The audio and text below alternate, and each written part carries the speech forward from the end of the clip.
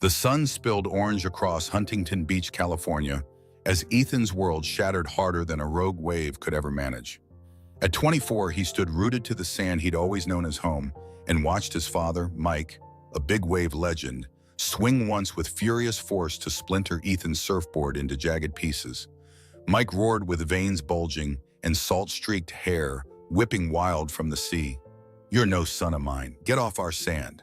Just 30 seconds before, Ethan's brother Travis had thrust a phone into their father's hands, showing a blurry Instagram snap of Ethan kissing his boyfriend, Luke, beneath the pier.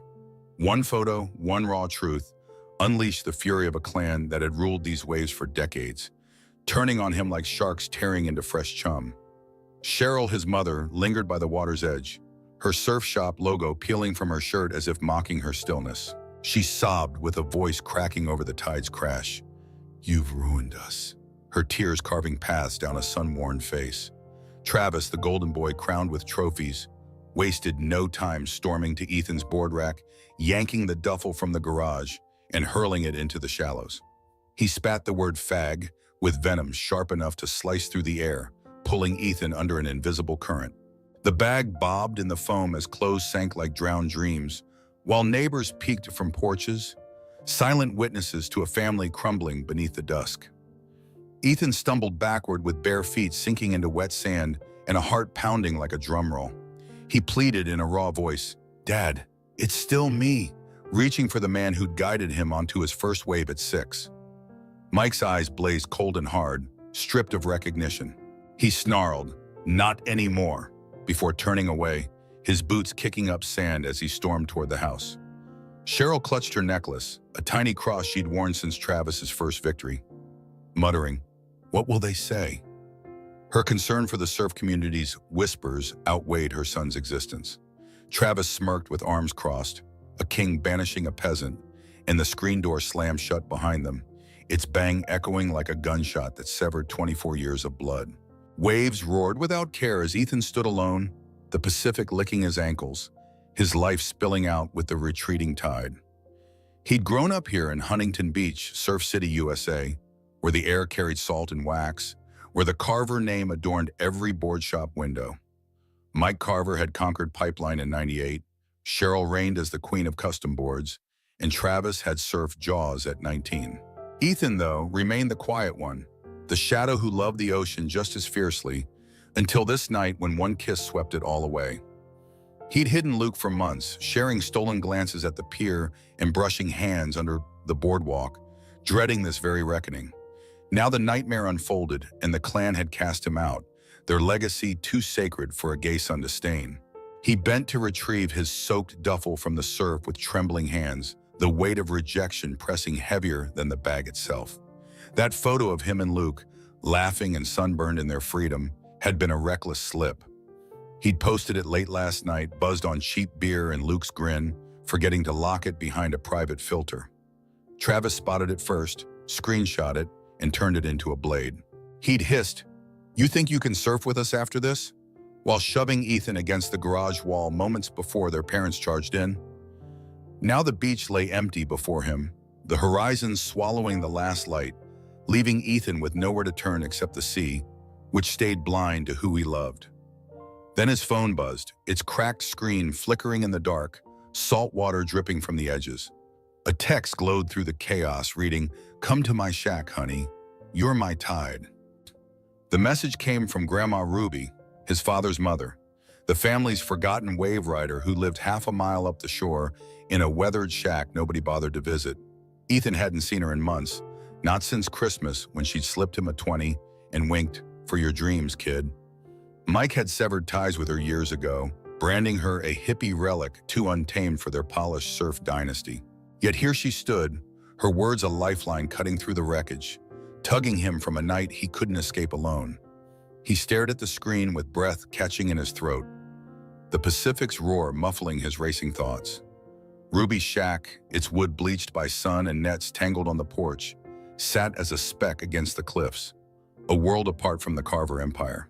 She'd been a surfer once, the first woman in the family to paddle out when boards were carved from wood and waves bowed to no rules. Ethan recalled her stories, shared over burnt cookies when he was small, Tales of dawn, patrols, and wipeouts from a life Mike had buried beneath trophies and expectations. Now she called him home, defying the clan that had disowned them both, her text a beacon piercing the storm. Ethan slung the dripping bag over his shoulder with shaky legs and turned north.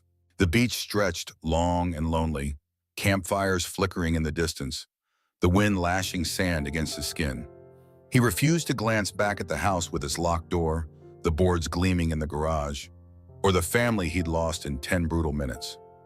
Ruby's shack offered his shot, his last wave to ride, and he'd seize it as headlights faded behind him. A boy cast out, but not yet broken.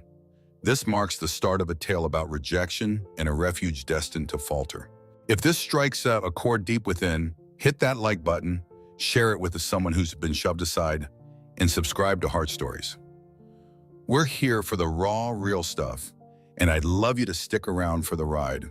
Ethan trudged up the shore of Huntington Beach with the Pacific whispering at his heels, the weight of his soaked duffel pulling at his shoulder as the night swallowed the last glow of dusk. Grandma Ruby's shack emerged from the shadows, a weathered relic perched on a sandy rise where the cliffs met the sea. Its wood bore the scars of decades, bleached pale by sun and salt, with fishing nets draped across the porch like forgotten sails. She waited there, a silhouette against the open door, her silver hair catching the flicker of a lantern swaying in the breeze. Ruby stepped forward with arms wide and pulled Ethan into a hug that smelled of seaweed and old wax, her voice gravelly yet warm as she murmured, "The sea takes all kinds, honey. You're home now." He stumbled inside with legs still trembling from the eviction, dropping the bag onto creaky floorboards as Ruby shuffled to a sagging couch piled with quilts. She handed him one, its patchwork faded from years of use, and pointed to a corner where a cot waited beneath a cracked window. "Sleep there," she said simply, her sharp blue eyes scanning him without judgment. Ethan sank onto the cot with the quilt draped over his shoulders, the shack's walls groaning against the wind as the ocean's rhythm seeped through the glass. Ruby settled into a rocking chair with a mug of tea steaming in her hands, the lantern casting shadows across a face carved by time and tides. She didn't ask about Luke or the photo, didn't pry into the wound still bleeding from his family's rejection. Instead, she rocked gently and hummed a tune Ethan couldn't place, a melody older than the boards stacked against the wall. Morning broke with the sun spilling gold across the shack, and Ethan woke to the clatter of Ruby in her tiny kitchen, the scent of coffee mingling with salt air. She stood at a warped counter, her hands knotted from years of paddling, pouring black brew into a chipped mug. "Get up, kid," she called without turning. "We've got waves to catch." He blinked at her, bleary-eyed and hollow, but she tossed him a wetsuit patched with duct tape and nodded toward a rack of surfboards, their edges chipped from battles with the sea. Ethan hesitated with his fingers brushing the worn foam, the sting of his father's words still fresh. Ruby caught his paws and grinned with teeth yellowed by time. "They don't own the ocean. We do." Her words sparked something in him, a flicker of defiance, and he followed her out to the shore where the Pacific stretched endless and wild. She taught him to surf her way, not the polished style of the Carver clan with their sponsored boards and trophy hunts, but a raw, free dance with the waves. Ruby paddled out with a board older than Ethan, its wood scarred but steady, and showed him how to read the swell, how to carve turns loose and fearless. Days blurred into weeks as they rose at dawn, coffee in hand, and hit the water before the crowd swarmed Huntington's main break. She'd shout over the roar, "Feel it, not fight it," and laugh when he wiped out, her cackle echoing across the foam. On shore, she put him to work mending nets she'd hung to dry, teaching him knots her father had passed down from a fishing life before the surf took over. Ethan's hands grew calloused, his shoulders broader, and the ache of Travis's sneer began to fade under Ruby's sunlit grin. 3 years unfolded in that shack, a fragile piece stitched from her steady presence. Ethan found a job at a bait shop down the pier, stacking tackle and chatting with old-timers who tipped him in crumpled bills. He'd come home with fish wrapped in paper, and Ruby would fry it up with potatoes, the two of them eating on the porch as gulls wheeled overhead. She'd spin tales at dusk with her voice rough as the cliffs, stories of her glory days in the 70s when she'd been the first Carver woman to paddle out. "Your granddad hated it," she chuckled once, her eyes distant. "Called me a fool till I outsurfed him." Ethan listened with a beer in hand, sketching waves on a napkin, Luke's memory softening into a quiet ache. Ruby never pushed, but she'd catch him, staring at the horizon and murmur, "Love's no crime, kid." Her words a balm over scars still raw. The family didn't vanish, though. Messages trickled in through his phone, each one a jab from the clan he'd left behind. Travis texted first, short and brutal, "You're a disgrace, stay gone," his words glowing harsh in the dark. Cheryl followed with shaky pleas, "Come back right, Ethan, we can fix this." Her text laced with guilt but no apology. Mike's silence cut deepest, a void where a father should have been, until one email landed, blocky and cold. "You're no Carver, never were." Ethan deleted them with fingers clenched, the shack's walls his shield. Ruby's nod his anchor. She caught him once, staring at the screen, and snorted, "They're drowning in their own tide. Let 'em sink." Her defiance steadied him, a mirror to his own pain, but a shadow lingered, a whisper of trouble she wouldn't name. Then came the night that cracked the calm, a storm rolling in off the Pacific with rain pelting the shack's roof. Ruby sat him down with a bottle of whiskey between them, her eyes sharp despite the cough rattling her chest. "I've been here before," she said, voice low. "Lost him too." She spilled a secret then, her words heavy as the downpour. Back in the 80s, she'd stood by a friend, Jimmy, a surfer with sun-bleached hair and a boyfriend he'd kept quiet. When the clan found out, they'd turned on him, and Ruby had fought for him, taking their wrath. Traitor, Mike had called her, cutting her from the family, her boards gathering dust while they built their empire. Ethan froze with the glass halfway to his lips, the pieces clicking. Ruby's exile hadn't just been her wild ways, it had been her heart, a stand that cost her everything, just as his had cost him. That tied them, two outcasts under one leaky roof, her grit a wall he leaned on. 3 years held with Ruby's coffee a morning ritual, her laugh a shield against the past.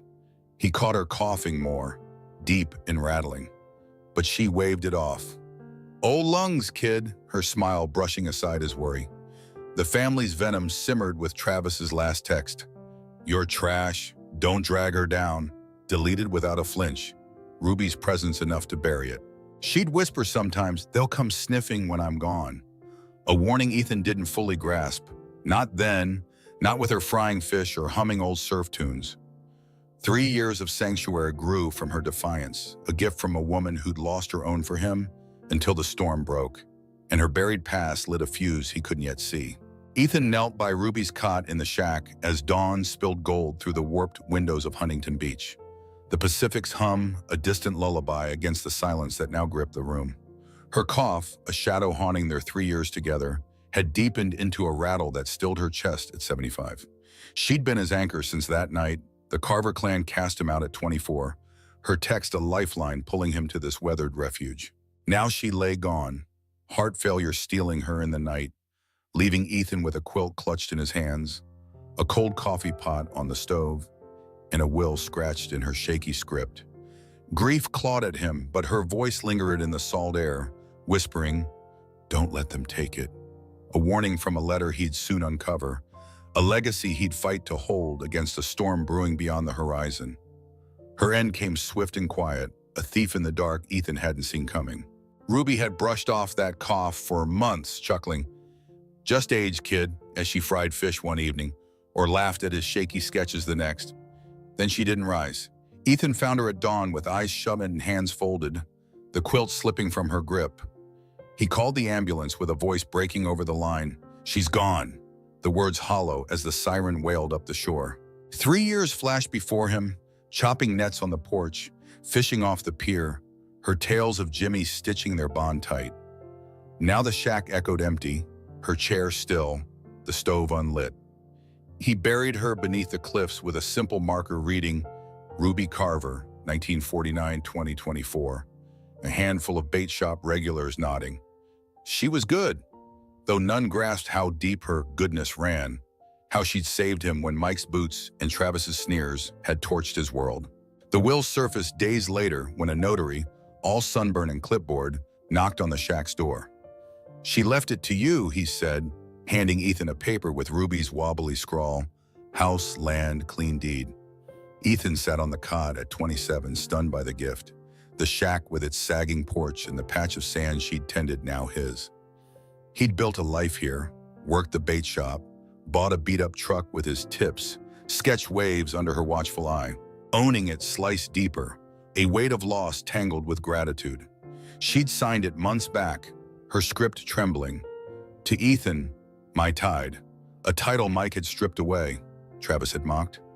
He traced the ink with tears blurring the page, her mug still on the counter, her quilt warming his knees. 3 years of peace shifting into a duty he'd carry alone.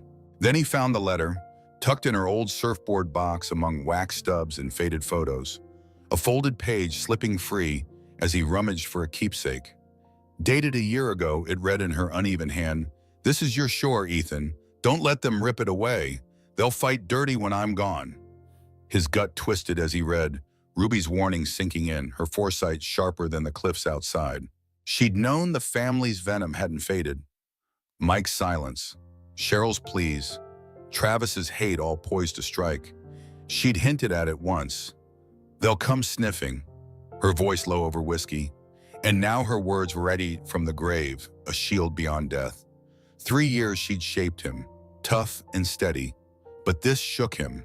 A young man with a deed and a ghost command, alone against a pack he'd fled. He walked the sand with the shack at his back, the Pacific gurgling against the shore. Ruby's roots now his to claim. Grief gnawed at him, her cough he'd ignored, her laugh he'd miss, yet pride swelled within, her faith in him a steel thread through the pain. He'd kept her ways, nets mended, boards waxed, but owning this place felt like war, a mantle he'd bear against the family she'd defied. The letter burned in his pocket, "Don't let them." A call he couldn't ignore, 3 years of love, now a line drawn in the sand, a legacy he'd hold or lose. Travis's shadow loomed, Mike's too, but Ruby's hand lingered, pushing him to stand where she'd fallen, her shack a fortress he'd guard with all he had left. Her death closed a door on peace and flung open a battlefield Ethan couldn't yet see. He rose at 27, scarred but rooted, her will a gift, her letter a flare in the dark, the family circling somewhere out there, ready to claw back what she'd given. Loss cut deep, but legacy held firm, a shack and a promise, a war simmering beneath the waves, and he'd face it, blind to how fierce, how soon they'd strike. Ethan stood on Ruby's porch with the Huntington Beach dusk wrapping around him, the Pacific's murmur blending with the cicada's hum as he clutched her letter in his hand. 3 months had passed since her grave settled beneath the cliffs, and the words she'd penned a year ago, "They'll fight dirty," weighed heavier with each quiet day. Then headlights sliced through the gloom, tires crunching sand as Mike's truck rolled up, Travis at the wheel with a sneer curling his lips, Cheryl's pinched face peering from the passenger side. They stomped up the steps with boots thudding on weathered wood, Mike barking, "This ain't yours, never was." At 27, Ethan faced the family that had disowned him, now clawing for Ruby's shack and land, claiming he didn't deserve it. The real blow landed when Mike spat a secret festering for decades. A betrayal deeper than the night they'd cast him out, and the night itself turned to fire. Tension crackled in the air. Mike loomed with oil-stained fists balled tight. Travis smirked while cracking his knuckles, and Cheryl clutched a purse with eyes darting like she'd flee. Ethan held up the will with a voice steady despite the tremor in his chest. "Ruby left it to me. It's mine." Mike snatched the paper and ripped it into shreds, growling, "You tricked her, queer trash, don't get this." Travis kicked the porch rail with a splintering crack. "She was crazy. This belongs to us." Cheryl whimpered, "It's wrong. You've shamed us all. Give it back." 3 years of peace, Ruby's coffee mornings, her quilted nights crumbled under their footsteps, a siege unfolding on her porch. Ethan squared his shoulders, 27 against 3, but they'd brought more than hate. Travis pulled a lawyer's card from his pocket, tossing it onto the sand. "We're suing. You're done." The fight flared hot and fast as Mike roared, "You turned her against us, twisted an old lady," Ethan shot back with his voice rising. "She chose me, saved me when you threw me out." Travis lunged with a shove that sent Ethan stumbling into the wall, snarling, You're no kin. You pawned her for this dump. Cheryl wailed. It's not right. Not yours. But Mike's eyes burned darker. She's ours. Always was. Then the twist broke open when Mike snarled, I cut her off in '81 when she took in that fag surfer, told her she's dead to me. Ethan froze with his breath catching. Ruby's story of Jimmy flooding back, her exile for standing by a friend who loved like him. Mike had banished her too, decades before Ethan's fall, a grudge that fueled his rage when Ethan came out, a double rejection Ruby had hidden, now wielded to steal her gift. A lawyer stepped from the truck, slick in a cheap suit with papers in hand. We'll prove she wasn't sound. You coerced her. He waved documents claiming Ruby's mind had slipped, painting Ethan as a leech on her frailty, 3 years of love smeared as a scam. Mike grinned with teeth bared. You're nothing. She was weak, not us. Travis spat onto the porch. Should have stayed gone. This is ours. Ethan's blood boiled as he pictured Ruby's cough, her lessons, her stand for Jimmy, all mocked in their greed. He'd lived her life here, waxed her boards, mended her nets while they'd shunned her, yet they stood now, vultures circling her sand, twisting her defiance into their profit. A family he'd escaped now clawing back with law and lies. You cut her off? Ethan growled with his voice breaking. She told me about Pimiji, her fight. You hated her for it. Mike flinched as the truth stung, but he roared back. She picked wrong twice, with him, then you. Cheryl sobbed. She shamed us? This fixes it. Travis smirked wider. We'll sell it, wipe you out. The twist sank deep, Ruby's exile tied to Mike's revenge. A father who disowned his own mother long before Ethan, now doubling down, her shack their prize for a hate they'd nursed across generations. Ethan gripped the rail with knuckles white, 27 and alone. Ruby's letter a shield, her past a wound reopened, their greed a blade he'd face head-on. Days later, the real storm hit. Ethan woke to smoke curling through the shack's cracked windows, the crackle of flames licking the walls as he stumbled from the cot. Fire swallowed the porch where Ruby's nets once hung, the roof where they'd watched stars now a blazing crown. He bolted outside with bare feet burning on hot sand, the shack engulfed, a glow lighting the cliffs. A gas can glinted in the dunes, Travis's truck peeling away in the distance, his brother's revenge etched in the blaze. Ethan sank to his knees amid the ashes with only a charred board left, the family's hate torching Ruby's gift. Her warning come true. They hadn't just fought dirty, they'd raised it all, leaving him with nothing but embers in a war he couldn't dodge. 3 years of sanctuary burned to dust, Ruby's legacy a battlefield, her foresight real. Ethan stood amid the wreckage, scarred yet unbowed, Mike's secret peeling back decades of venom, a clan twice disowning, now clawing for sand they'd spat on. The shack smoldered, its walls her will, under siege by a fire they'd lit, a twist turning love to ash, and Ethan would fight, not knowing her final card waited beyond the flames. Ethan stood before a judge in a small Huntington Beach courtroom, with the Pacific's whisper faint beyond the walls, Mike's glare boring into him from across the room. 3 months had crawled by since Travis torched Ruby's shack, leaving Ethan with ashes and a will clutched tight. At 27, he held her letter, don't let them rip it away, as a shield against the lawyer's lies of coercion and senility. The gavel fell with a crack.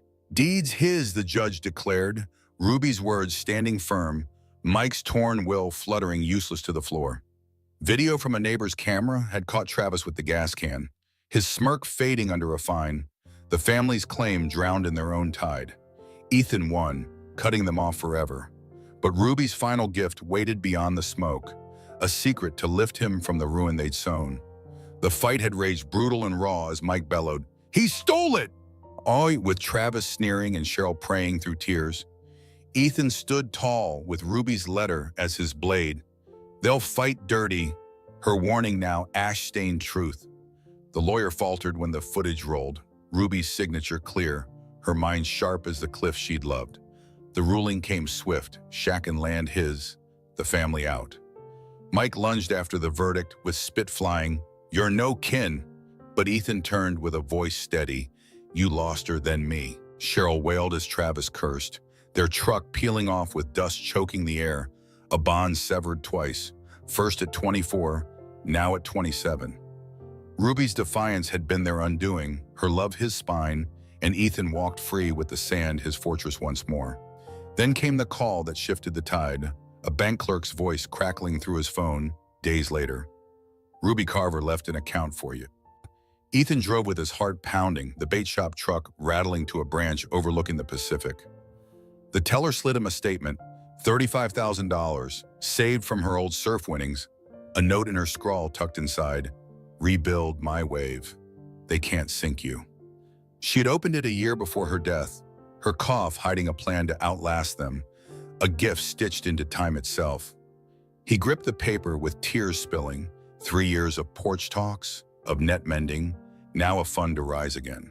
At 27, he'd fought and won, her shack gone but her money a lifeline, a defiant wave crashing over Mike's venom, Travis's fire. He returned to the ashes with Ruby's quilt over his shoulders, the charred sand crunching underfoot as dusk settled over Huntington Beach. The shack's bones lay scattered, but Ethan saw beyond the ruin, her note framing his resolve. He used the $35,000 to rebuild, not just a shack, but a haven twice its size with fresh wood and wide windows facing the sea. He named it Ruby's Break, a refuge for kids LGBTQ, cast out by clans too proud to bend. Young LGBTQ+ surfers found a home there, boards lining the walls, laughter echoing where flames once roared. Ethan taught them Ruby's way, free and fearless, her legacy swelling with every wave they rode, a middle finger to a family that couldn't break them both. Ethan sat on the new porch with the quilt on his knees, her letter framed beside him. The bank note tucked safe. Mike's rage, Cheryl's pleas, Travis's spite faded to dust in the wind, her gift his rock. 3 years had taught him love holds when blood fails, and Ruby's stand, her cash, proved it true. He'd stay at 27, scarred yet steady, cutting them out, building on her ground with her grit in his bones. Family wasn't kin, it was Ruby, and he'd keep her alive, a promise forged through fire, a life reclaimed from the embers. They'd lost, and Ethan stood as Ruby's heir, with her land his stronghold, her money his wings, a war won, a bond broken, a legacy reborn. Who's lifted you when your world burned? Tell me below, just one name.